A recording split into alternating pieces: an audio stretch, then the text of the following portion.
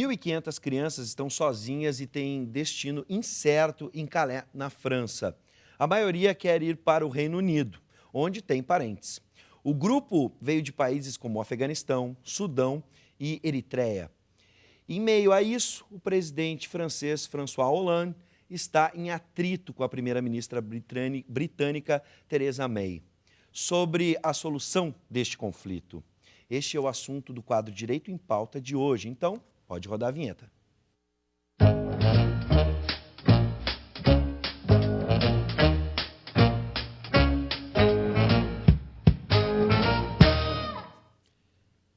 A Guarda Costeira italiana constatou que mais de 2.000 refugiados e migrantes tentaram chegar na costa da Europa.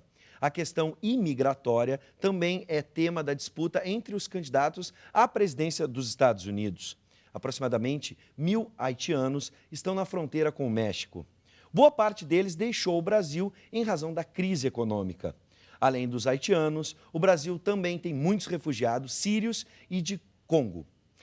Boa noite, professor Paulo Regis. O tema é delicadíssimo hoje, né? Boa noite, Bives. Sempre com alegria estar aqui. E hoje nós contamos com a presença da ilustre professora Yasmine Caron Alves, que é professora de Direito Internacional. Ela leciona no campus da nossa universidade de Gravataí e no campus de Guaíba. Contamos também com o professor Jorge Trindade, que sempre nos traz as luzes aqui no nosso debate. Boa tarde, professores, sejam bem-vindos. Boa tarde. Boa tarde. Boa tarde, professores. Eu vou começar, então, conversando com a professora, nossa convidada especial. Bom, em decorrência dos temores de problemas raciais, religiosos, nacionalidade, políticos, há um fluxo de refugiados de guerra, como sírios, afegãos, como a gente acabou de citar, e até mesmo iraquianos, que estão se deslocando para a Europa. Professora Yasmine, como direito, esse saber, né, está encarando, enfrentando esses problemas que estão em constante debate, especialmente na mídia hoje em dia? Boa noite, a todos. Basicamente, né, nós temos o Estatuto dos Refugiados, que remonta a 51, e um protocolo de 67, que faz algumas regulamentações. Mas, em especial, cada país depois tem que internalizar no seu ordenamento esses dois tratados internacionais e criar mecanismos e políticas públicas, institucionalizar que esses refugiados possam adquirir essa condição, que hoje é a primeira questão mais difícil de acontecer, porque a questão do deslocamento coletivo em função de um conflito armado, ele já é premente, a gente já tem uma previsão desde o final do século XIX, início do século XX, mas nós nunca conseguimos realmente criar políticas de acolhimento para essas pessoas. E começa tudo com a própria questão de o que é um refugiado. É alguém que tem um temor que o seu estado, que o seu país de origem, da sua nacionalidade, por motivos raciais, religiosos, de conflito armado, não consiga mais, né, ter aquele vínculo jurídico. E essa é a grande questão. Quando ele busca um novo país, ele tem que formatar esse vínculo jurídico e aí ele tem que preencher os requisitos legais com esses países. A questão de ingressar com esse fluxo imigratório que é muito problemática hoje em dia, né? Perfeito. Professora Yasmine, além dos refugiados de guerra, há também os migrantes, e a senhora mencionava há pouco. Isto é, aqueles que buscam uma melhoria de qualidade de vida, da saúde, da educação, né, Bifes? Vão buscar aonde? Em outros países, já que no seu país de origem não é propiciado essas condições, que são condições mínimas de vida para qualquer cidadão. Professora, nós precisamos dar um tratamento diferenciado a essas questões? Ou seja, fluxo migratório diferente de refugiados, como é que o direito internacional interpreta isso? Na verdade, são questões bem distintas, condições de estrangeiros bem distintas. O refugiado, como a gente estava falando, na verdade, tem essa característica de ter um temor racial, religioso, né? De perseguição política, de perda da nacionalidade, da possibilidade da perda da nacionalidade por uma perseguição política ou ainda na esfera armada. E os fluxos migratórios, né? Eles têm um caráter econômico muito premente, é muito mais volitivo por parte do indivíduo que busca uma melhoria da sua condição econômica ou educacional do que propriamente E as vítimas de acidentes ambientais, desastres naturais? Pois é, esse pessoal que sofre com terremotos, maremotos, oriundos de abalos sísmicos, né, que sofre com um processo de desertificação ou aumento do nível médio dos mares e aí tem que se deslocar, não tem proteção jurídica ainda. A gente adotou, né, pela prática, chamar de refugiados ambientais, mas eles não conseguem adquirir juridicamente, pelo Estatuto dos Refugiados de 51, a condição de refugiado. E nem pela lei brasileira, que é uma das mais modernas, mais avançadas em termos de acolhimento aos refugiados. E a Cartagena, não foi? Onde é um protocolo, uma... Isso, a Declaração de Cartagena, né, ela abre para todos os países pertencentes à Organização dos Estados Americanos a possibilidade de ampliar, deixar um conceito mais light, mais abrangente para a figura, para a condição do refugiado, né? Só que mesmo assim, como ela é uma questão mais antiga, né? A gente está remontando aí mais de 20 anos, ainda não se tinha essa preocupação com o refugiado ambiental. Né? E hoje em dia nós teríamos que ter um tratamento especial ou nesses tratados ou ampliar com um novo tratado. Temos um exemplo recente, justamente com haitianos, pós-furacão, devastou, mas aí já não há uma relação, a gente pode traçar uma relação econômica, como você estava falando dos migrantes, na medida em que o Haiti, né, é um país muito pobre e não ofereceria condições nenhuma, né, de reabilitação. Quero trazer um outro exemplo agora recente, notícia de hoje, com o Canadá, né, estimulando a migração para o Canadá do turista brasileiro. O turista brasileiro que tiver o visto, por exemplo, já teve visto americano, tem facilidades. O Canadá está com uma política de trazer, né? Agora, olhando até pelo outro lado, não no lado, né, da desgraça ou até mesmo num acidente natural, são outras políticas de incentivo de governos trazendo imigrantes, né, que necessitam. Lembro também da Oceania, com a Austrália e Nova Zelândia. Professor Jorge Trindade. Eu não queria deixar passar a expressão que a professora usou, que na verdade foi uma pergunta. Quem são os refugiados? E dizer que sobre isto, o Papa Francisco foi muito claro e muito objetivo ao dizer que os refugiados não são um perigo. Ao contrário, eles fogem do perigo. Acho que essa é uma colocação bem lúcida, como sempre, do Papa Francisco, e que diz mais ainda, que a experiência do exílio não é uma experiência semelhante à experiência da liberdade. Ao contrário, ela é uma experiência semelhante à experiência do cárcere. Acho que isso está muito bem posto. Sem dúvida, sem dúvida. Nós temos, e é preciso que o nosso telespectador, Bives, que nós tenhamos consciência deste quadro. Aparentemente, esse quadro está distante da nossa realidade, aparentemente. Mas nós estamos vivendo não apenas o problema na França, como na abertura desse quadro foi mencionado, lá a tal da selva de lata, onde as pessoas vivem em promiscuidade, onde existe aproximadamente 1.500 crianças que querem entrar no Reino Unido e não podem. Existe um choque entre o governo francês e o governo inglês. Aparentemente, é um problema da Europa, assim como aquele quadro dantesco das pessoas que atravessam o mar para atingir a costa da Itália. Os sírios, fugindo do pavor, ingressam na Itália. Mas a travessia, como todos nós sabemos, é drástica, é uma travessia extremamente perigosa. Mas e no Brasil? Nós temos haitianos praticamente em várias cidades do Rio Grande do Sul. Temos haitianos em Caxias, temos vários haitianos. E que agora o quadro se tornou agudo porque vários haitianos que estiveram aqui no Brasil durante algum tempo fugiram e estão na fronteira do México com os Estados Unidos tentando entrar nos Estados Unidos. Coiotes são utilizados, inclusive, para fazer o movimento inverso.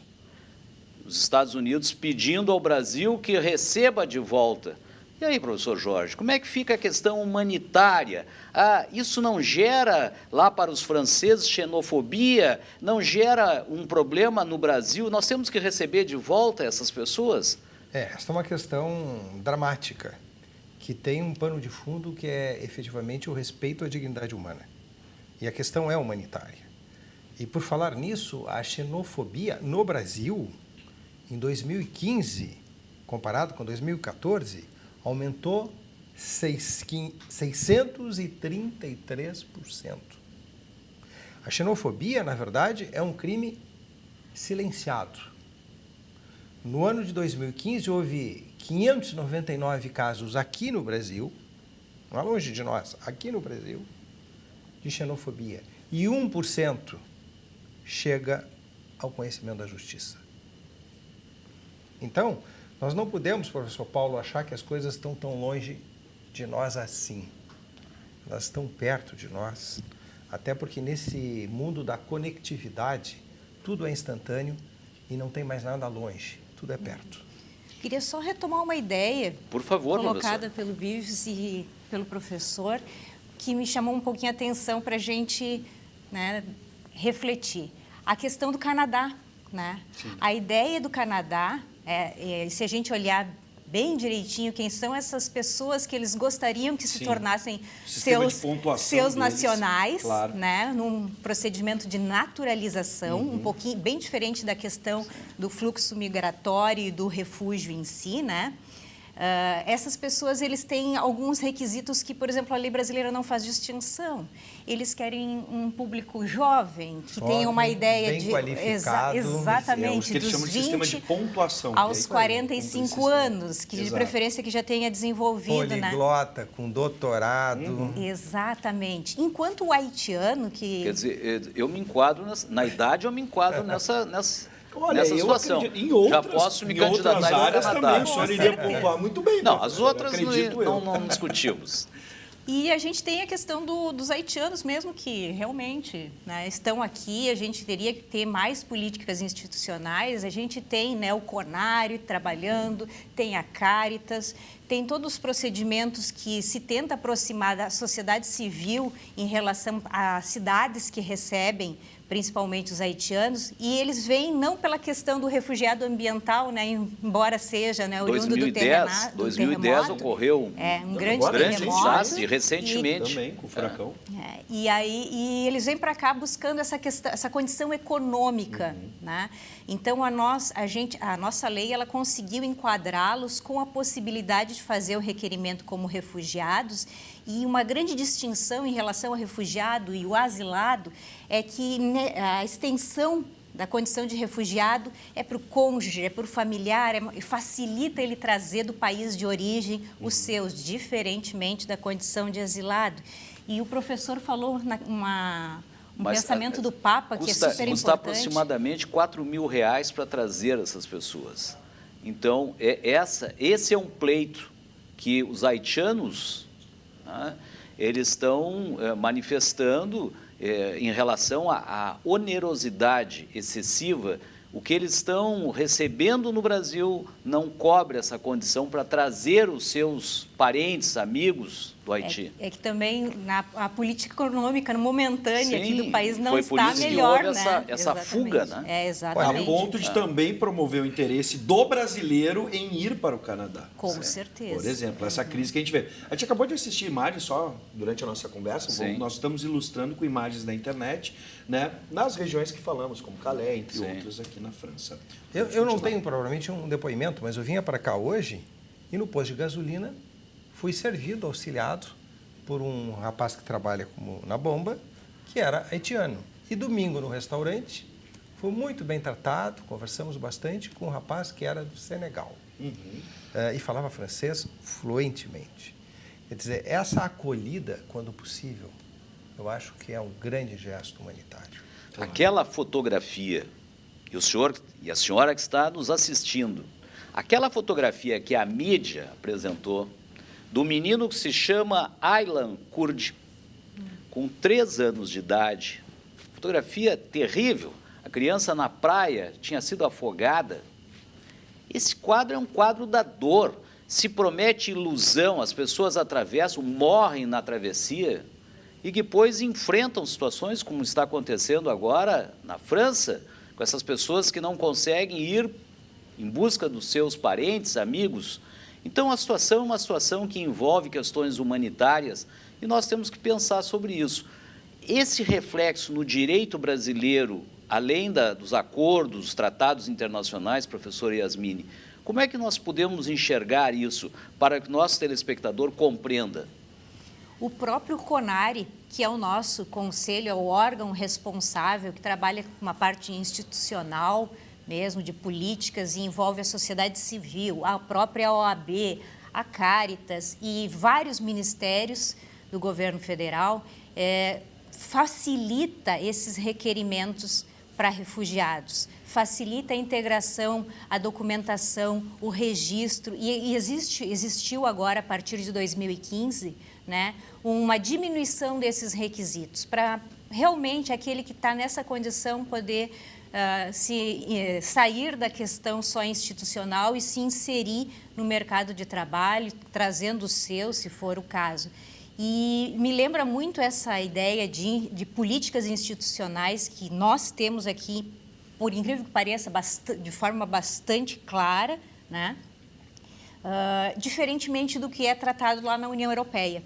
Né? A União Europeia está com uma certa dificuldade, né, professor, de conseguir traçar uma política comum, embora, né, tenham anos-luz, né, à nossa frente em relação aos direitos humanos. Nesse ponto dos refugiados está tendo um problema. Eles estão convivendo com a primavera árabe, né, com a debandada do fluxo migratório desde a primavera árabe, não conseguiram, né, conter. A cada mês, junto à Itália, né, nós encontramos, né, cerca de 5.000, 6.000 pessoas tentando fazer a travessia, e a Itália, pela sua fala, me lembrei do Papa, né, é um dos únicos países da União Europeia que está fazendo o primeiro acolhimento, né, e por ser um país, né, com uma conotação religiosa muito grande, isso tem uma briga interna política tremenda.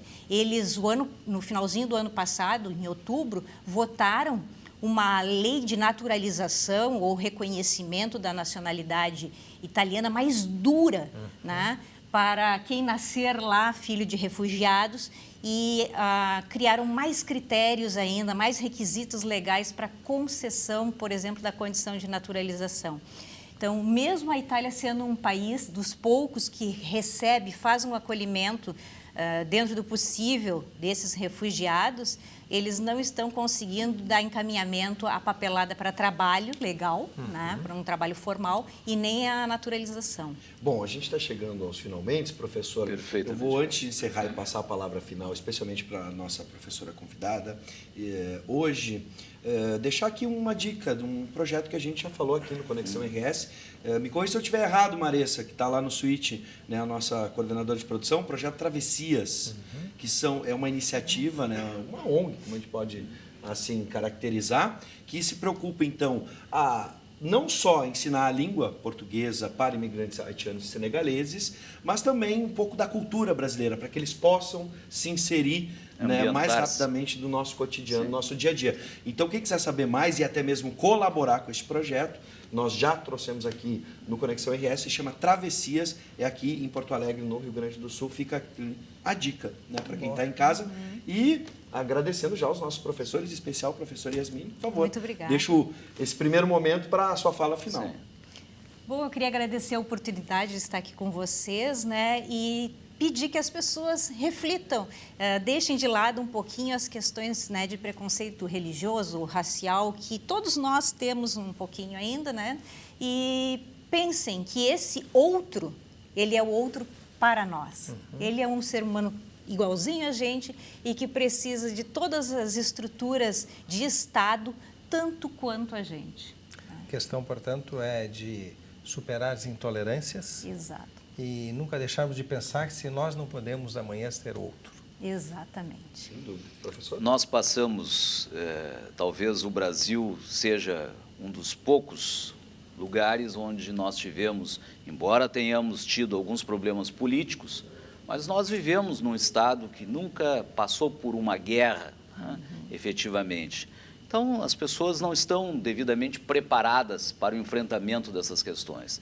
É preciso a gente rever, inclusive, quanto aos acidentes naturais, às catástrofes naturais. Acho que o professor Jorge, o professor Yasmini têm razão plena. Nós precisamos reciclar, rever certos conceitos para tornar mais feliz a nossa gente e de braços abertos, evitando a xenofobia. Né? Sempre lembro do Cristo Redentor, de braços abertos. Queremos agradecer também, o professor Yasmini, o professor Jorge Trindade, e agradecemos sempre essa oportunidade aqui, Bives. Quinta-feira temos mais um quadro Direito em Pauta. Sejam todos bem-vindos sempre. Muito obrigado.